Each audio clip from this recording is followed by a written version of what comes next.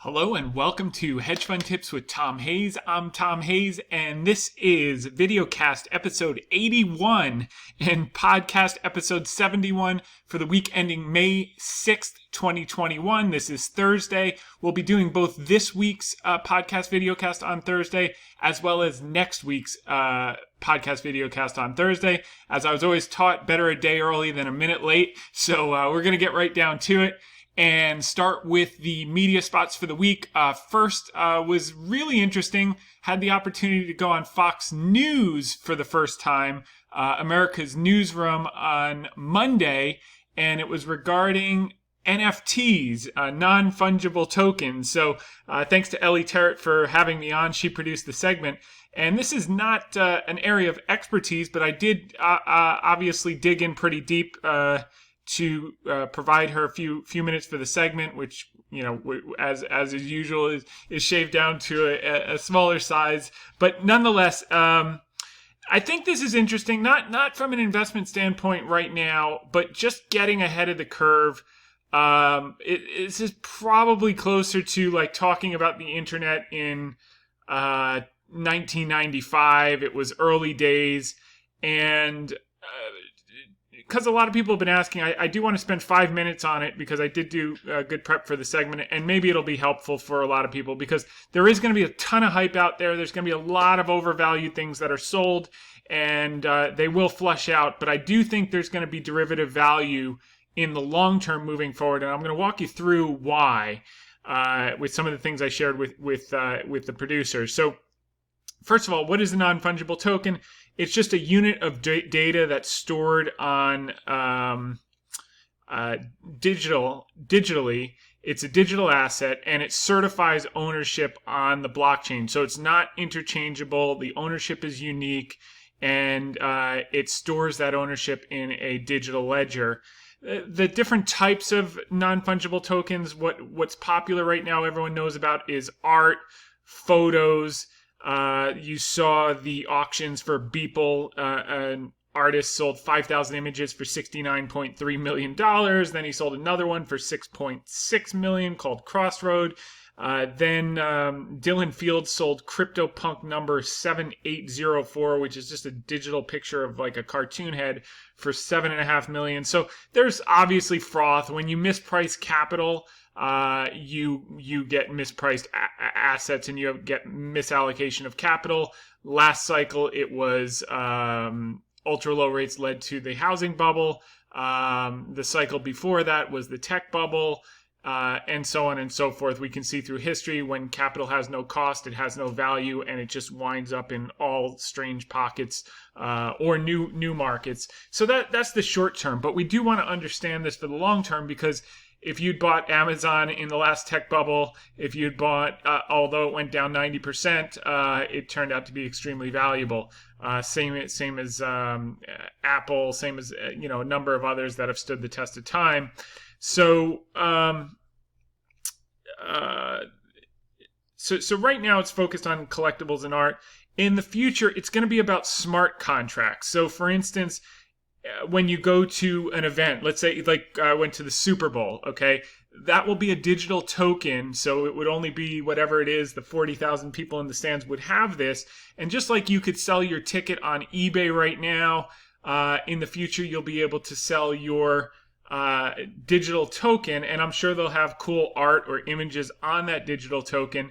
And where the NFL will benefit is that if you go and sell that historical digital asset that only you own and 45,000 other people that were at the game but no one else can replicate, they'll get a royalty from the smart contract. So let's say you flip that ticket in 30 years because it was Tom Brady's last Super Bowl win, and you flip that ticket for $20,000, maybe they'll get a 5% royalty on that. So 20 years down the road, they make $1,000 and you make $19,000. So it's going to be very interesting. Obviously, the big plays are going to be books are going to be digital tokens. Songs are going to be digital tokens. Deeds to your home are going to be digital tokens. And, many collectibles. So, what's also going to evolve over the next few years is you're going to have a public wallet. So right now you meet someone, you're like, oh, they were cool. So you Google them and you see maybe their Twitter account, maybe their Instagram account, maybe their LinkedIn page. And in the future, you're going to be able to see their public wallet. And in that wallet, what are you going to see? You're going to see that they attended the World Series. You're going to see that they attended the Stanley Cup. You're going to see that they've been to like 30 New Jersey Devils games in the last 2 years. You're going to see that they went to the SALT conference for hedge funds. You're going to see all these different things, and you're going to say, oh, wow, I went to that, or I would have liked to gone to that, or they went to Thomas Rhett's country concert, or etc. So that's going to be your new digital wallet. It's not just going to be like pictures on Instagram. It's going to be like those things that you bought. They're going to say, oh, he bought that Banksy NFT at Christie's for $20 million or whatever it was. That's really cool. So all these things that you want to publicly display and all these places you've been and seminars you've attended and books you bought. Oh, wow, look at the last 10 books he bought. He just bought that book about Bezos, and he bought, Warren Buffett's collected essays by Lawrence Cunningham, and he bought Charles Mackay, Popular Delusions and the Madness of Crowds. So that's going to be your public wallet, and you're going to be able to show the things that you want, and that's why these tokens are going to be assets that people are going to treasure. So there is something to this concept. Is it going to be frothy? People selling 5,000 images for $69 million? You bet. Maybe 4 years down the road, maybe that gets sold for, 750,000. Who knows? Maybe it gets sold for 100,000, and then 20 years out, it's worth 200 million. So those are going to be the type of opportunities.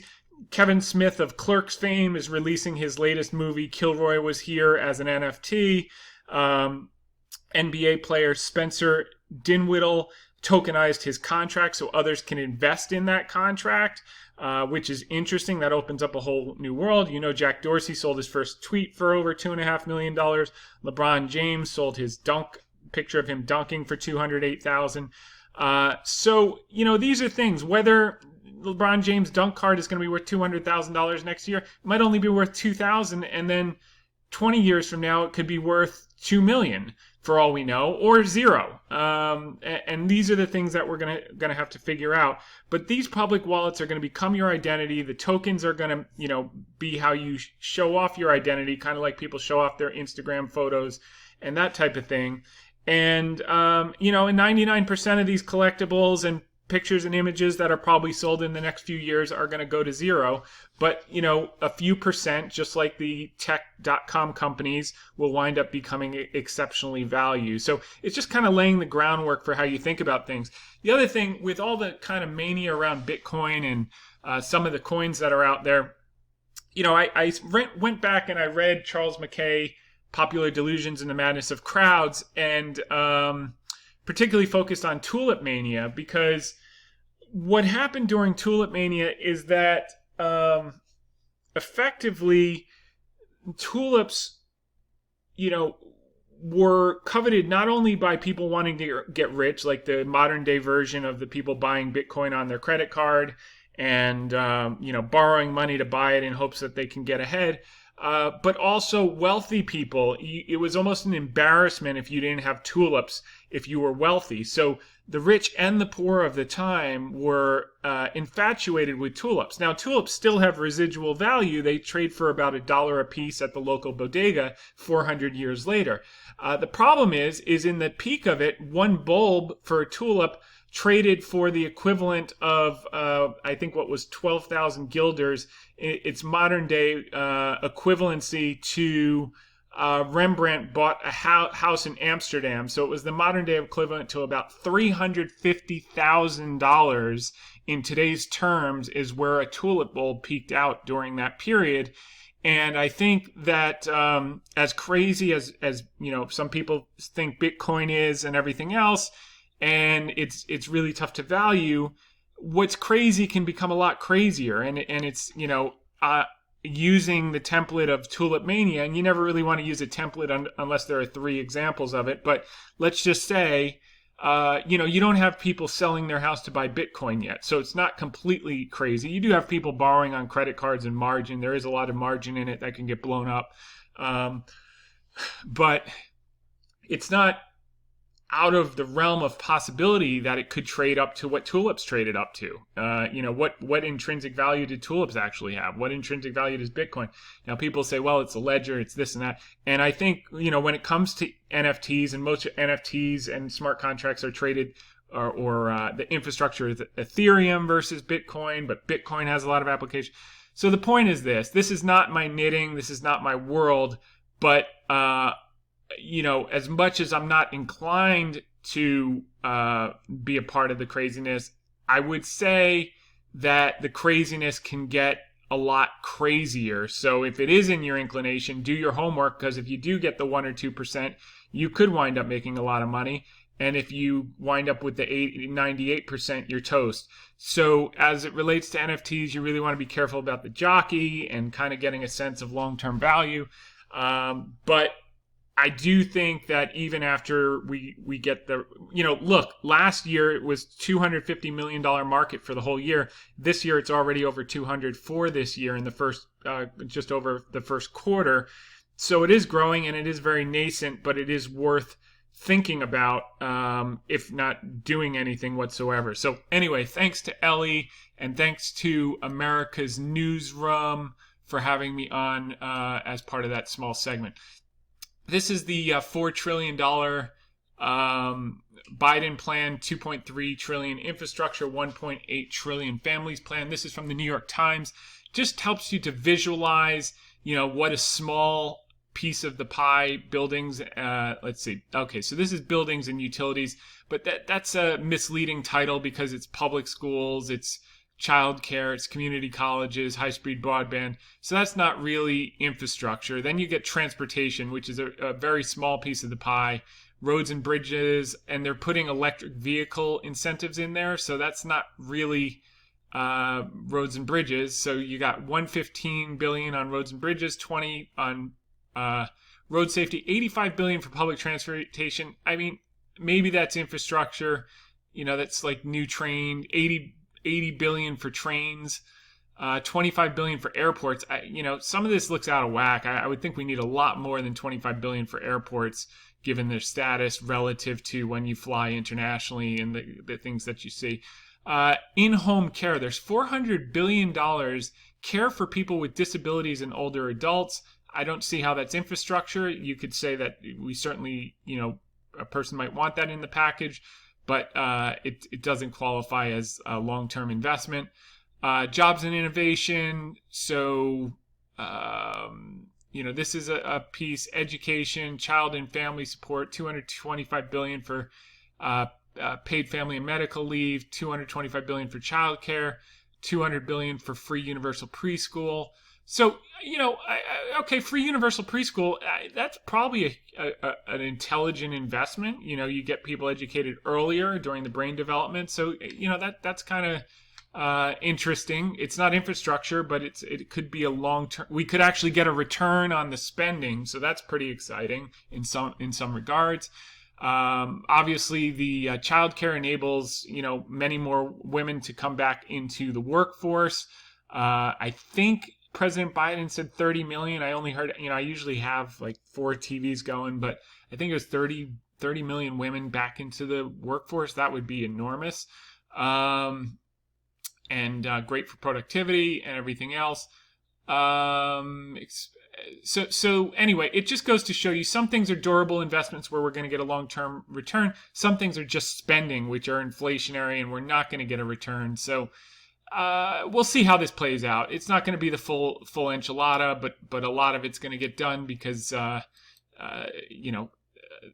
Democrats won, so they will push through reconciliation, pretty much what they want to do. Although today President Biden did imply that he wants to see the corporate tax rate between 25 and 28. So that's new. That means he's willing to meet in the middle. He has kind of demonstrated publicly that he's willing to negotiate. There's been no evidence of that yet, but I think this may be the case. I think there are enough moderate centrist Democrats that I think they'll come out with something more in the middle of the range, and I think the inflation drumbeat is pounding a little bit more, as we saw Tuesday. Treasury Secretary Yellen slipped and said that the Fed may have to raise rates with Biden's package, and then she came out after and she says, there's no worry about inflation whatsoever. So that's that. Moving right along, Pfizer had great earnings this week, $26 billion in sales guidance, so they raised guidance dramatically. I thought what was really interesting about that, obviously everyone knows the vaccine story is exciting, but what the CFO said on that call was that Pfizer's going to meet their growth goals even without vaccine sales. And now with it being tested now for 2 to 12-year-olds, I think in Canada, and getting approved I think it got approved already for 16-year-olds. And the fact that this thing only lasts for, the 2 shots only last for 6 months, so you're going to have to get another one in 6 months. It's going to be a recurring revenue stream. So far, they're the winner. That's the one that people feel most confident about in terms of efficacy and safety, followed by Moderna, then followed by J&J, which is back out there. So the future is bright. So a lot of the vaccine stocks got smashed today because President Biden was saying, yeah, we'll go along. We'll just give you all of our intellectual property on the vaccines. Don't worry about it. I don't think that gets done, although the stocks, many of the stocks seem to fear that it was legit. Here's why I think when all is said and done, my guess is this is going to be a 4 or 5 week shakedown where, these stocks may go sideways. They've had huge gains in the last handful of weeks. So pricing in a lot of good. My guess is they grind sideways while this gets worked out. But if you recall, Pfizer took $0 from President Trump's Operation Warp Speed to develop the vaccines in record time. And no one really understood, why didn't they take money? I mean, they were just handing out billions of dollars to these companies, just get us a vaccine, and they didn't take a cent. So my sense is, even if the administration makes a mistake and says, we'll just give away our intellectual property to everybody for free, then I don't think Pfizer's going to have to go along with it because, what is the federal government going to come and confiscate their computers and say, we're mailing these to China? I mean, it makes zero sense.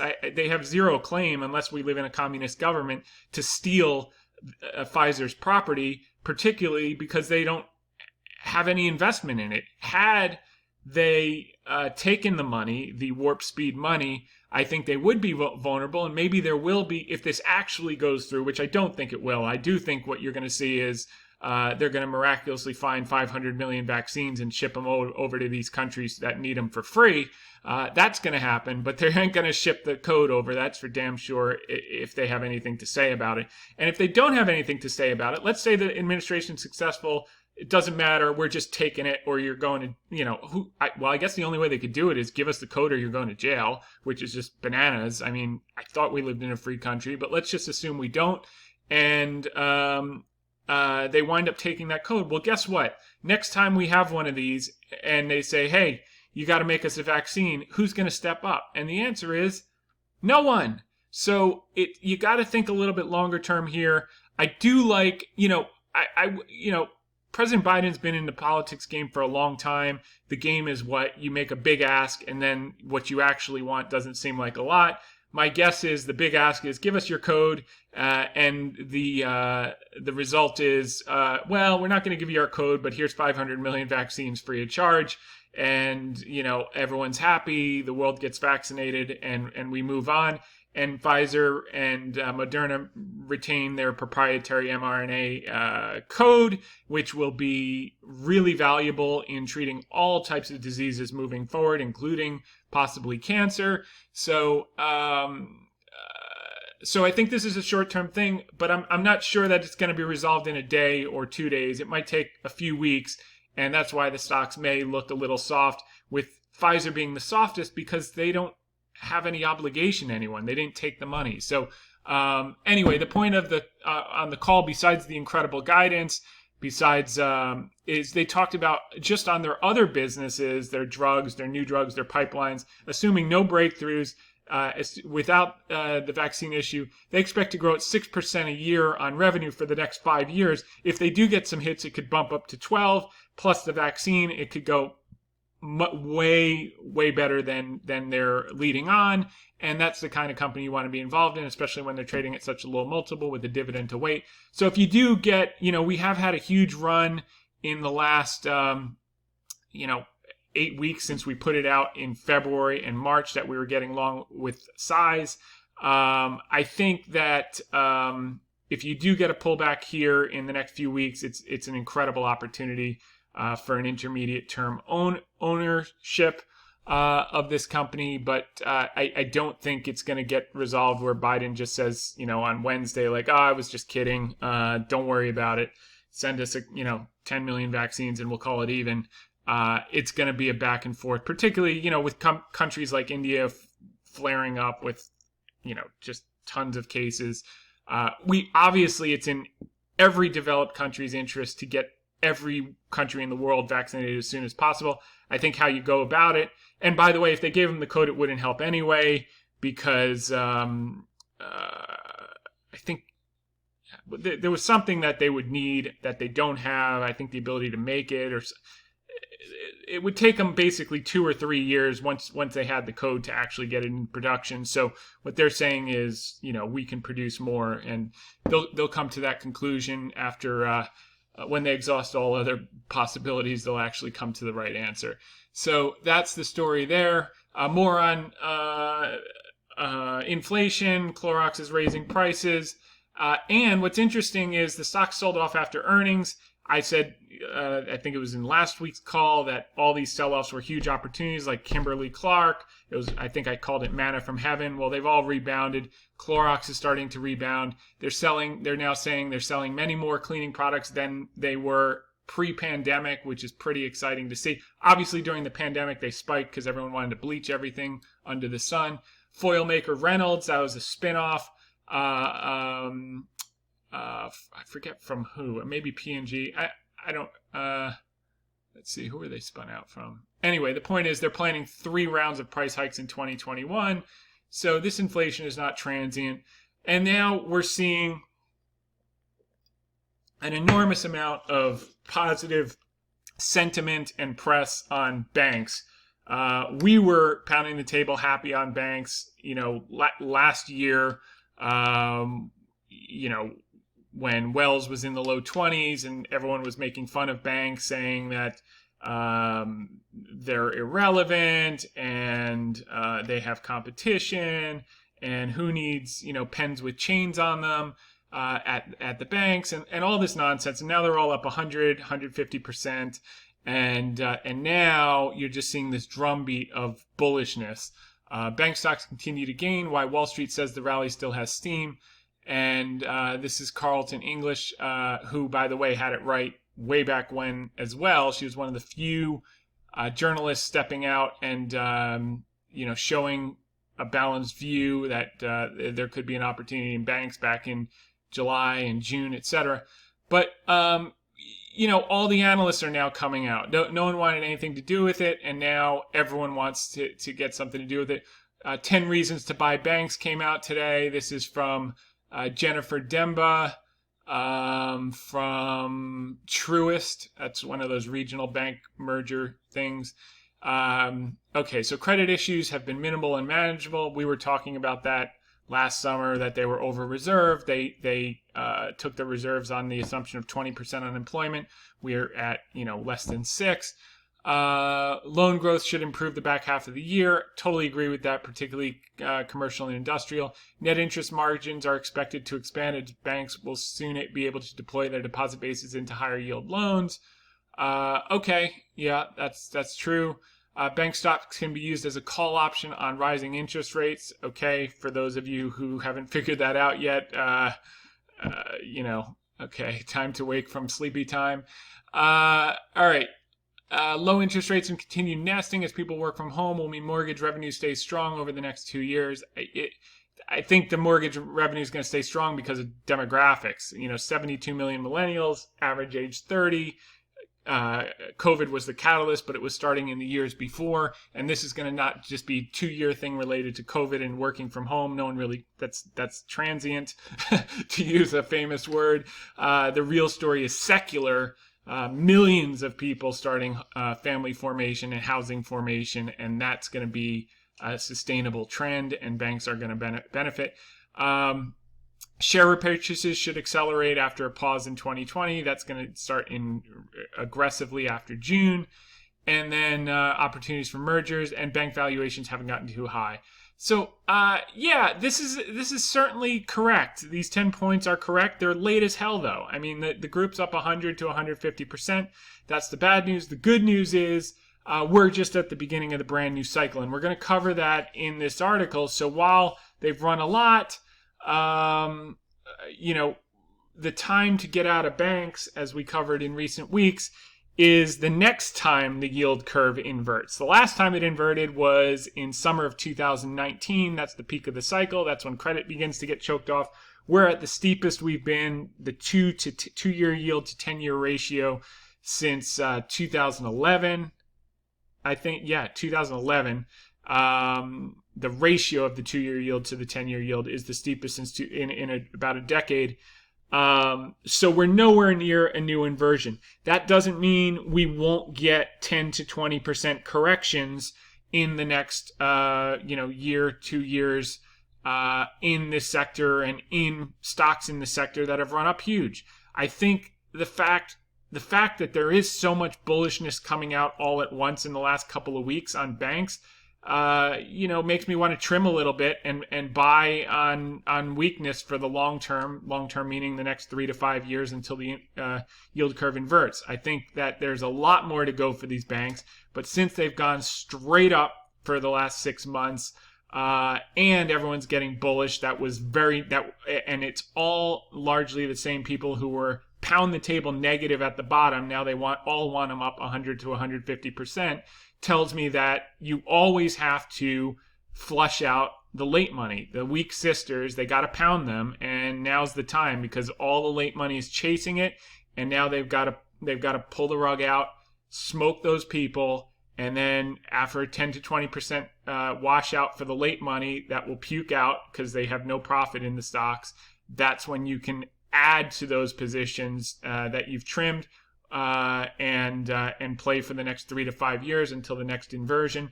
While they're up 100+%, I think many of them are still going to probably go up another 100% over the next 3 to 5 years of the cycle, or 70 or 80%. But that's still a huge opportunity. Another 80, 100% over 3 years. The key is, do you want to buy them here, or do you want to buy them 10 or 20% cheaper? And I think just experientially, with so much new money going in, I've just seen this over and over again, and the sentiment being uniformly bullish on something that it was uniformly bearish. My just spidey sense tells me that I think they got to punish the late money a little bit sometime in the next few months. It could keep powering higher, and that would be exciting and great. But I think the latter is probably going to be the case. The other thing that kind of leads me to that conclusion is when you see, like for instance, the ARK fund, which is all tech, high-flying stuff, is down 10% this week. I think about down, let's see, what was it? 30% for the year, like 40. It looks like what was this? 155 to 110. So 40% off its February peak. I mean, that's a lot of, that's pretty serious. So you're seeing all of these high multiple, low profit. If you recall, I said watch out for these big promises, big on promises, small on profits companies. Well, every single one of them is getting taken out behind the shed and shot in the last week, and certainly the last few months. And now people are getting certain that those are not the stocks to be in, which kind of makes me think that we're not far away from maybe finding a little footing for some of them. But, it's tough because it's like if you've got a stock trading at 100 times sales or 50 times sales, I'm sorry, let's call it, let's say the good ones, they even have earnings. Let's say they're trading at, 80 or 100 times earnings and 10 or 20 or 30 times sales, and they've fallen 40%. Okay, but they're still trading at 80 times earnings and 20 times sales. Well, is that the bottom? I mean, how do you mentally say 200 times earnings was too expensive, but 80 times earnings is just right? Or, 20 times sales was crazy, but 10 times sales is reasonable. I don't know what that magic metric is when these things are, and that's why I'm less inclined to play that game. I know my knitting. I know where I excel. I know where I win. This is not the area, because I just can't sleep at night with that kind of multiple, even if it looks quote unquote technically like it should bounce. It's not one of those things where I'd say, well, I'll buy it at 80 times, and if it goes to 40 times, I'll buy more. Well, what if it goes to 10 times? So for me, that's not the world I want to play. However, from a sentiment standpoint and a kind of gut standpoint, there's been so much taken to the woodshed right now. I think all you would need is some indication that, growth was going to be slightly slower than everyone is anticipating, with now all these Johnny-come-latelys into the recovery trade that we were strong on last year. Something that would say growth is going to be a little slower, whether it's, if I had to guess, maybe it's something with China and Taiwan, something geopolitical, or some variant. Anyway, it would be something where people would say, oh, wait a second, maybe this is not going to be so fast. Then, yields would stay somewhat compressed in the short term, and you'd get a bid again intact. But I think that bid would be more discerning. I don't know that it would be in these 30 times sales stocks. I think it would maybe be in the 2 to 5 times sales, trading at 30 times with 25% earnings growth would probably be the stocks that get the bid, more so than these that, it's just very tough to quantify a floor. But given this type of uniformity now, going to banks, going to energy, when that was what should have been the story last year, which is when we were talking about it, and now everyone's, running for the exits like crazy on tech. My inclination is to start to sniff around. We've talked about it in the last week, sniff around. And it's not a wholesale call, because I think there's more pain to be had, but there are some opportunities that we're seeing and starting to take advantage of. So, okay, so that was that on banks.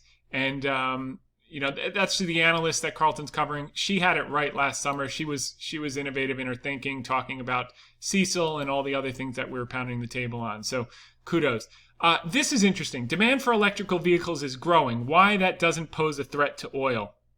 This is something that we've tried to talk about repeatedly for the last few months. A couple of things you're seeing. Number one is the metals pricing. I mean, the copper pricing, the rare earths, lithium, cobalt for the batteries.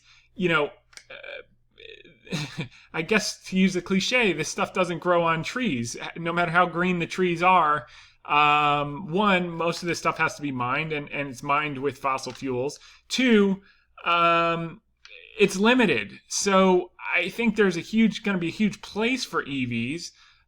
But it's not going to displace the growing demand from the growing population for this. And the other thing is, it's showing here, IHS Markit shows that last year, light plug-in and fuel cell activities, as well as electric city buses and two-wheelers, collectively displaced about 370,000 barrels per day of global consumption.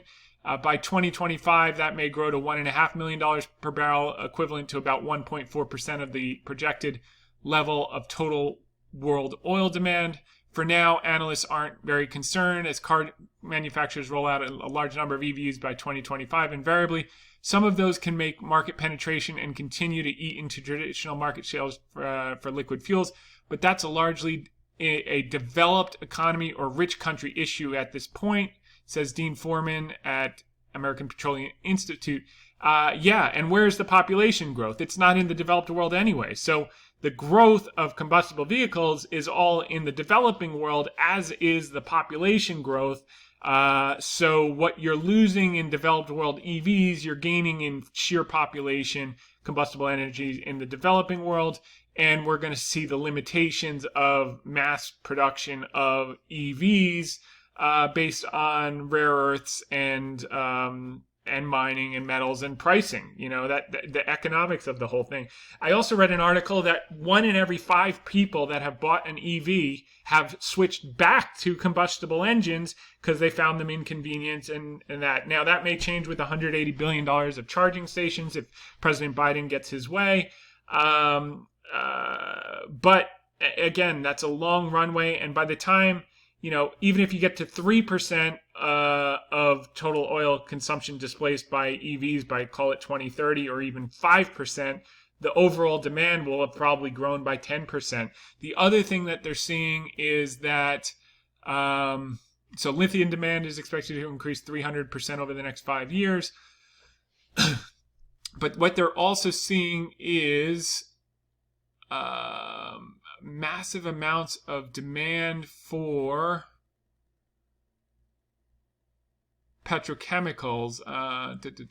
Let's see. Natural gas. 1 to 3%. Okay, a lot more oil has been going into petrochemicals, which are derived from oil or natural gas and can be used to make disposable syringes for COVID, of all things, and personal protective equipment like those in high need during the pandemic. I mean, everything, computers, devices, all the things that are driving the growth of the economy moving forward are all manufactured by petrochemicals. So the best thing we can do as society is try to move as fast as humanly possible on renewables to offset the growing demand for petrochemicals, for oil, for population growth, for all of these things. So, like, ideally, you would keep the demand at 105 million barrels a day, even as the population grows 10 years out, and EVs maybe take up 10% of the overall production. And keep in mind, there's been no major investment for the last 5 years. Capital's not been available. Producers are using capital discipline. The money that they do make and the cash flow that they're making now above 50 and 55 at their break-even levels is now being used to buy back stocks, pay down debt, and reward their shareholders with dividends. So this sector is very interesting, and we're going to talk about, these were a big push by us last year. They're all up over 100%. Now what? Just like banks, we talked about when it'll be time to sell those, when the yield curve inverts years down the road, when to sell energy stocks after they're up so much. And a preview is it's a lot later because they're aggressively under-owned, number one. And number two, we'll give you a metric that we're looking at for several years down the road when we would start to aggressively head for the exits. We're always trimming as companies and sectors make up too large a portion of the portfolio because of the internal profits from doubling and more than doubling. We shave some off. That's just portfolio management. That's not an outlook management. It's portfolio management. But the secular theme, we want to hold the bulk, for multiple years in both cases. These are some of the things that I think could potentially lead to a bid in these stocks that are getting taken out behind back and shot, i.e. some of the tech, certainly some of the Chinese stocks. We've been talking about the highest quality. We like Baba. We added more to that this week. Our most aggressive ad this week, though, was Novartis, which we've talked about for the last 8 weeks. In that group that we put out in late February, early March, we said to buy utilities, staples, and Big Pharma. Our 2 picks in Big Pharma were Pfizer, which went from 33 to 41, Now it's taking a little breather. And Novartis. Novartis has been the laggard. The utilities were up 20%. AEP, Dominion, we think those have more legs here. They rested a little bit. I think they're going to get bid up again over the summer. Same thing with Staples. We bought, they had a huge run and then they pulled back. We added aggressively on that. And now Novartis was our most aggressive add this week. So that's big pharma. And I think it's going to be something that no one's expecting, that kind of, and there's a seasonal period where there's a tendency to get more defensive over the summer, where big pharma, utilities, and staples could benefit once again. Washington shies away from the open declaration to defend Taiwan. That is a pro-China stance, and a kind of shift in policy, whereas prior to this administration, we would step up and defend Taiwan from Taiwan from China. Now, this is saying that, we're kind of neutral, which is very pro-China. The second thing is Biden team likely to proceed with Trump-China investment ban. Well, this was priced in for those companies that are related to the military. There was like 6 of them, China Mobile, China National Oil Company, and a few others. The banks are pushing hard for the Biden administration not to do this. This is a huge source of income. And my guess is what's priced in based on how China's stocks have acted for the last few months. They've been weak, which is why we've been starting to nibble pretty nicely the last week and 2 weeks. I think a lot of that bad news has been priced in. And if you get anything good, which this is signaling that we're not going to, that we're neutral, whereas we used to back Taiwan, this is kind of an olive branch to China in a way. Whether you agree with it or not, as it relates to China stocks, this is a stock market podcast, VideoCast. I think that this is all priced in. The ban is already done. So if he reverses that, these things could slingshot. And that's why we've been very carefully, only the highest quality things that are down, starting to build positions nicely in a handful of the Melco Crowns, LVS that has the China exposure, Baba, and then a handful of lower quality stuff like IQ, Huya that are just beaten to death. And it's like, if anything changes, they're going to just spring load to the upside. So I think a lot of this news is priced in. There might be some more pain first, and we'll add more, but we'll see. That's an important thing to watch. Now, let's talk about the wall of worry. In the U.S., hedge funds had become extreme sellers of stocks even before Yellen's interest rate remarks. So they've kind of been a contrary indicator, and they haven't been this pessimistic since before the election. That was the best time in a long time to buy stocks. The only other time to buy stocks that was quite as good was when I put out my Market Watch article on, I think it was March 19th of 2020. The market bottomed 3 or 4 days later. That's when they were at their greatest short. They're shorter than that right now. And why is that? Because they were levered long tech and they got their, butts handed to them in the last 2 months as tech has rolled over and high-flying tech has gotten smoked.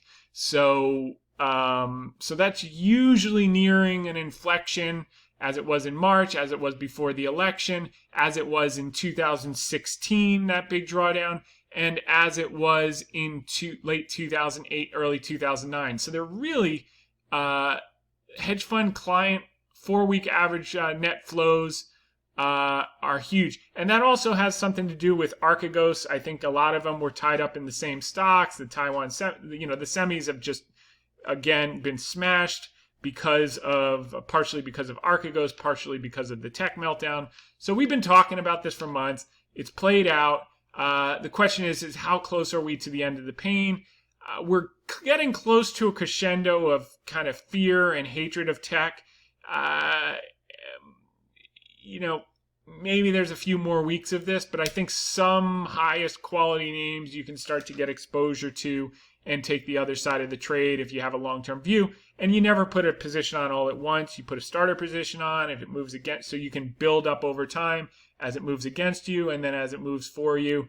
And it's the same when you get out of the stocks, you scale out, at 100, a bit at 100, 150, 200, that type of thing. So I like this in terms of the wall of worry. That's not to say we won't get some, volatility over the summer, but it is to say that it would be very easy to see things that have sold off start to rip, because why? These guys have already been pushed out of it, taken behind the barn and shot. So what's left after their toast is these stocks lying there, and you can just go pick them up at very low prices and over the next 6 to 8 months, and then lay them off a year from now when everyone's chasing back after them when they're up 100%, and they put out the article 10 reasons why to buy tech after it's at new highs.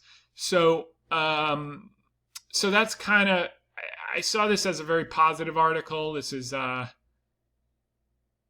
Steve Goldstein over at MarketWatch. I think the intent of the article was like, if they're short, you better watch out. But I think it's the opposite. Based on just looking back at when they were short right before the election, March of 2020, 2016 was the bottom, and late 2008, 2009. And again, there may be a few weeks off here, so it could get worse before it gets better. But I like to see that type of thing. This also thing, given a hard time about ARK getting smoked. Look, they had an incredible run last year. They could probably lose 50% and still be, in good shape. So I wouldn't, I think with sentiment turning on these, maybe days, it may be weeks until some of these names start to get bid. And then everyone who's so pessimistic on them at the exact wrong time. Everyone loved it, 40% ago. Now it's down 40%. See, we knew it was going to blow up. So, this is kind of, I'm not saying that I'd be a buyer per se, but I think sentiment is getting close to the point where some of these names really start to bounce. Okay, Fed warns about potential for significant declines in asset prices as valuation declines. Thank you, Captain Obvious. So this was Fed Governor Lael Brainerd. This sounds like the irrational exuberance manifesto from 1995. The market continued to run. This is a new business cycle. I think she's probably speaking to some of the SPACs and some of the tech stocks that are down 40 and 50% in the last 8 weeks. Well, it's already yesterday's news, so the warning's a little bit late. But I like this type of pessimism coming in because it's just generally helpful. And I also like the fact that as much as we've rallied, that the fear and greed has been neutral for like weeks and weeks and weeks. We haven't gotten to an exuberance. And so what we're basically seeing is what we talked about in the beginning of the year, which is don't pay attention to the indices, look for the rallies under the surface. So while the general indices just kind of grind and it's trading places from the NASDAQ to the Dow, to the S&P, to the Russell, and back and forth, and then the sectors underneath, it's tech in early days, then it was, it started the year financials and energy, then they took a break, then utilities and staples, now we think pharma, and you're just seeing this kind of grinding, and the indices are just grinding along, tech's getting slaughtered. You wouldn't know it from looking at the general, from the S&P 500, but there's just bloodshed under the surface. But that's the exact scenario that we were talking about 2013 and 2017, which were our templates for this year. After huge dislocations like we had last year, like we had in 2016, and like we had in 2011-12, you had these grind up years, these constant rotations ticking up in the indices, and then massive moves under the surface in 13 and 17. And I think it's a similar type of environment. And so far that's held true. Our target at the beginning of the year was mid-teens. We're already double digits. So, let's say it's 4% or 5% between now and the end of the year. That means there's a lot of grinding in the indices. But under the surface, there's opportunity like has just been tremendous. So that's that.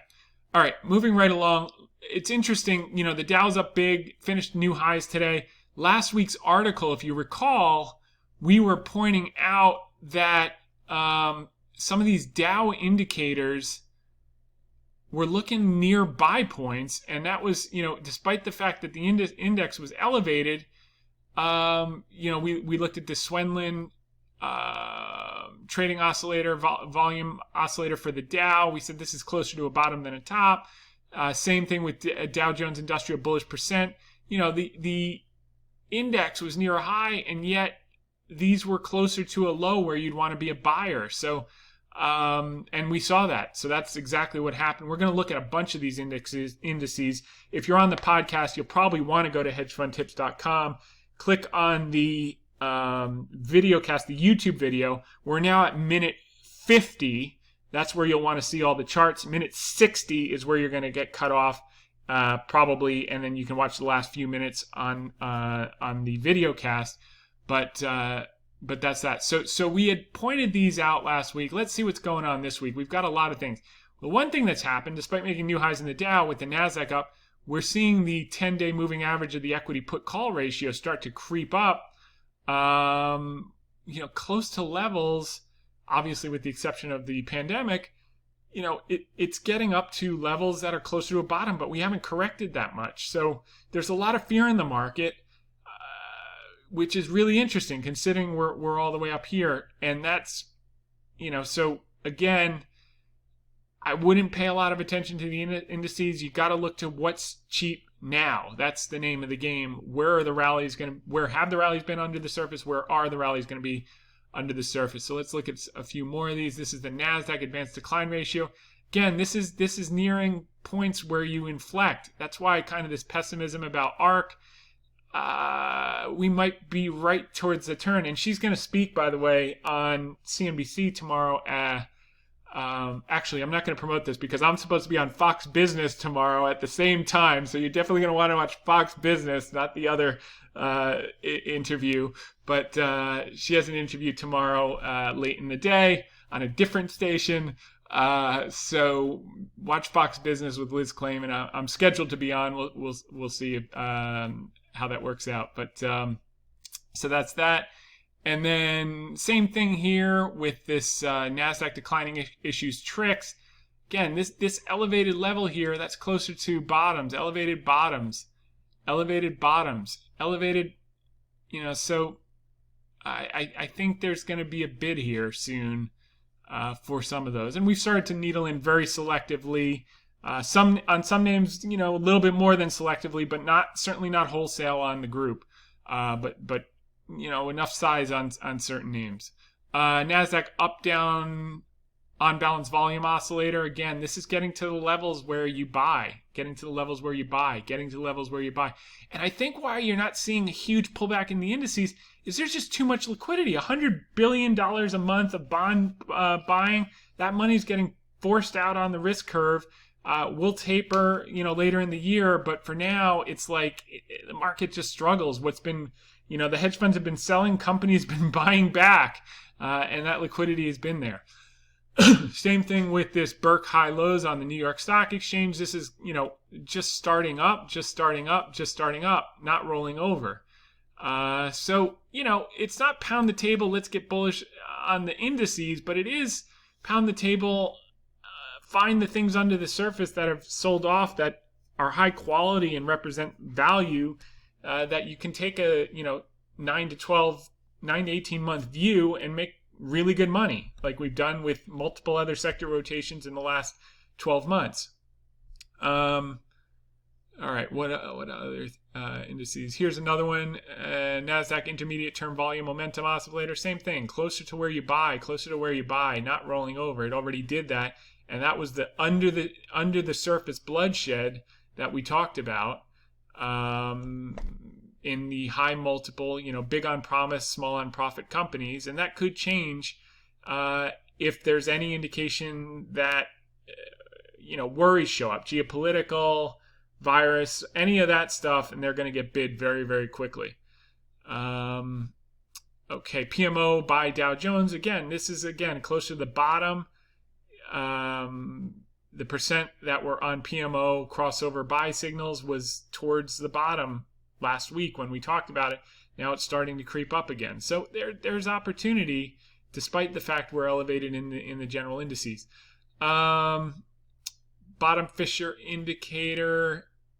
Yeah, again, this is towards the bottom versus it could go lower, but again, these are all pointing to, it's not like, okay, just buy the indices, but it's saying there's enough strength in the general market. If you're picking the right spots, you can make money even if the indices stall.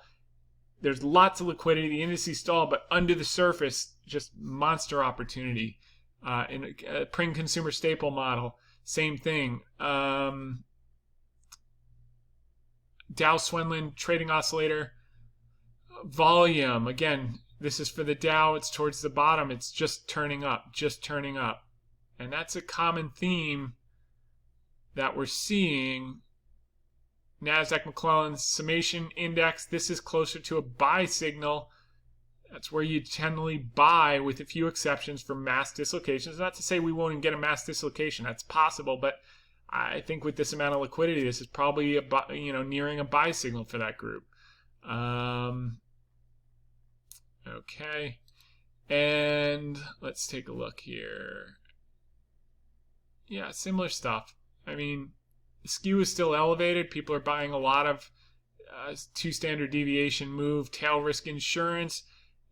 Pricing is high, demand is high. Everyone looking for a correction.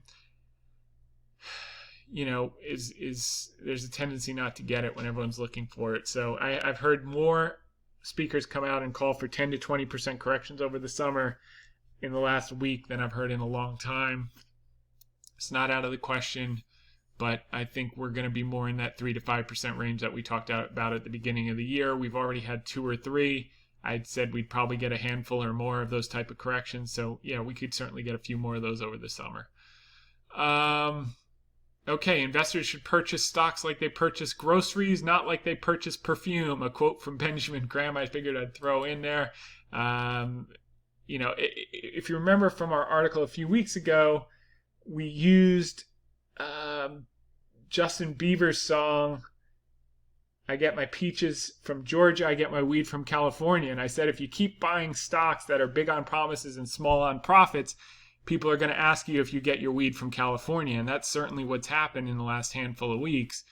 So now this week's article was The Clash, should I stay or should I go?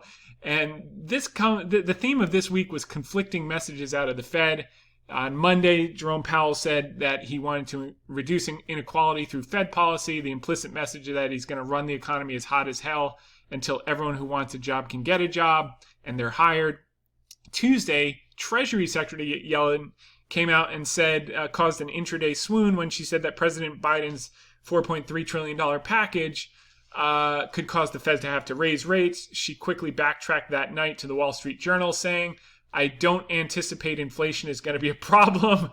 I'm glad she cleared that up, because for a minute there, I was starting to worry that when you spend close to 50% of GDP in 12 months, 12 to 18 month period, I might have to start to worry about my purchasing power. But since she cleared it up, I'm perfectly comfortable now.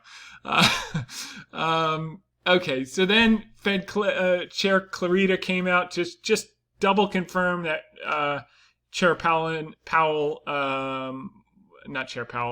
Secretary Yellen was misspoke, and he said the Fed is a long way from our goals, hence what's hot now is going to run a lot hotter. And then Fed Rosengren came out to assure the market that Yellen's accidental worry was unfounded and, quote, higher inflation will be as temporary as last year's toilet paper shortage. Now, I don't know about you, but the last 2 words I want coming out of a Federal Reserve official is the word toilet paper as it relates to anything, particularly currency or purchasing power. So the toilet paper analogy might have been the tell. And long story short, thou doth protesteth too much, methinks. Leaving that aside, the Clash song, Should I Stay or Should I Go? should I stay or should I go? If I go, there will be trouble if they taper too soon. And if I stay, it will be double. You'll be paying $10 a gallon for gas at the tank. But they don't count that in the core CPE because, food and housing is not important, I guess. People don't spend much money on that other than, 70% of the average paycheck. Now, leaving that aside, this is the range we've been in. We talked about last week, no particular place to go. It continued this week. And so we went through a lot of what we discussed here. This is the chart of the 10-year yield to 2-year yield ratio. This is when it inverts. This is when so this is 2000, 2007, 2019. Those were the three inversions. You still had time to get out of the banks after the inversion in all three things. That was the top of the banks. That's the green. So we're nowhere near that. We're just at the beginning of the cycle, which, by the way, after you get this huge steepening, you do usually get a 10 or 20% pullback. Huge steepening, you get this kind of weakness. We're many years off. So while it's probable and possible we could get a 10 to 20% pullback in names or the sector in the short term, I think we have many years and more upside in the group. We would be wholesale sellers, not trimmers, wholesale sellers after you get an inversion, and we're nowhere near that. So that's on the bank side. On the energy side, energy sector, and this is from Bespoke Investment Group. They did from 1990, I guess this was to 2019, they showed the S&P 500 energy sector weighting, and they showed how extreme it was in 2019 when it was only 4.7% of the S&P. Well, in October of last year, it got down to 2%, and that's when we put out this chart, time to buy energy, when the XLE was at $30. It's now up to 52, and many of the names are up 100 to 150%.